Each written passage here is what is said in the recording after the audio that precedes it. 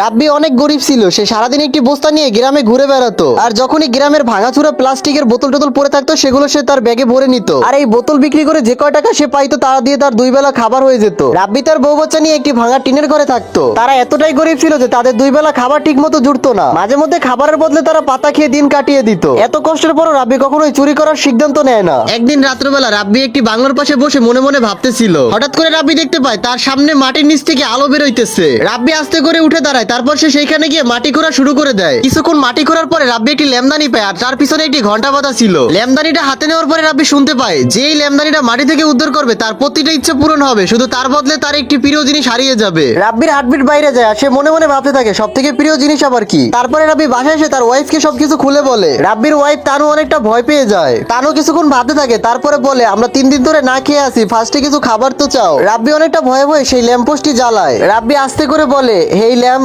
আমাদের কিছু খাবার দিয়ে দাও। হঠাৎ করে তাদের ঘর ভর্তি খাবারে ভরে যায়। তাদের সংসারে সব প্রয়োজনীয় জিনিস পেয়ে যায়, সাথে রুটিও ভরে ভরে পেয়ে যায়। কিন্তু ওই দিন রাত্রবেলা রাব্বি দেখতে পায় তার বাচ্চা ঘরের একটি কোনায় বসে আছে। কিন্তু রাব্বির বাচ্চা রাব্বিকে আর তার স্ত্রী তানুকে চিনতে পারে না। তানু অনেকটা কান্নাকাটি করতে থাকে। অন্যদিকে রাব্বির মনটা ভেঙে যায়, কিন্তু তাদের ঘর ভর্তি খাবার ছিল। রাব্বি মনে মনে ভাবতে থাকে বাচ্চার পরে চিকিৎসা করাবো না। তারপরে রাব্বি মনে মনে ভাবলো এই ল্যাম্পটাকে আরো একবার ব্যবহার করি। এইবার রাব্বি ল্যাম্পের কাছে চাইলো, হে ল্যাম্প, আমাকে একটি দোতলা বাড়ি দাও আর আমাকে একটি দোকান দিয়ে দাও। চোখের পলকেই তার ভাঙা বাড়িটি ভেঙে সেখানে একটি দোতলা বাড়ি হয়ে যায়, আর সেই বাড়িটির সামনে বরাবর একটি দোকানও হয়ে যায়। রাব্বি মনে অনেক খুশি নিয়ে তার বউয়ের কাছে দৌড়ে যাইতেছিল। তখন রাব্বি দেখতে পায় তার ওয়াইফ মূর্তি হয়ে গেছে। রাব্বি অনেকটা কান্নাকাটি শুরু করে দেয়, কারণ এই দুনিয়াতে তার ওয়াইফ ছাড়া তার আপন বলতে কেউই ছিল না। তখন সেই ল্যাম্প থেকে আওয়াজ আসে, তোমাকে আগে থেকে এই জিনিসটা ভেবে নেওয়া উচিত ছিল। তোমাকে বলেই দেওয়া হয়েছিল যে তুমি এটা থেকে তোমার প্রত্যেকটা ইচ্ছা পূরণ করতে পারবা, তবে তোমার একটি প্রিয় জিনিস হারাতে হবে। তখন রাব্বি দৌড়ে গিয়ে তার ওয়াইফকে জড়িয়ে ধরে, আর সে কান্নাকাটি করা শুরু করে দেয়। তার আগে বন্ধুরা, অনেক কষ্ট করে ভিডিও বানাই, তোমরা ভিডিওতে একটা লাইক দিয়ে চ্যানেলটাকে সাবস্ক্রাইব করে দাও। লাইক সাবস্ক্রাইব করলে তো তোমাদের হাতে ব্যথা হবে না, উল্টা আমার ভিডিও বানানোর আগ্রহটা আরো দ্বিগুণ বেড়ে যাবে। রাব্বি কান্না করতে করতে বলে, আমার এমন জীবন দরকার নেই, আমার বউ বাচ্চা আমাকে ফিরিয়ে দাও। আমরা ক্ষুধার্ত থাকলেও আমাদের জীবনটা অনেক সুন্দর ছিল। হঠাৎ করে সেই ল্যাম্প থেকে অনেক জোরে একটি আলো বেরিয়ে আসলো। যখন আলোটি সরে গেল তখন রাব্বি দেখতে পায় তার সেই বড় বাড়ি এবং ঘরের ভিতরে খাবার এবং তার দোকান সবকিছুই গায়েব হয়ে যায়। আর তার চোখের সামনে তার বাচ্চা খেলতেছিল,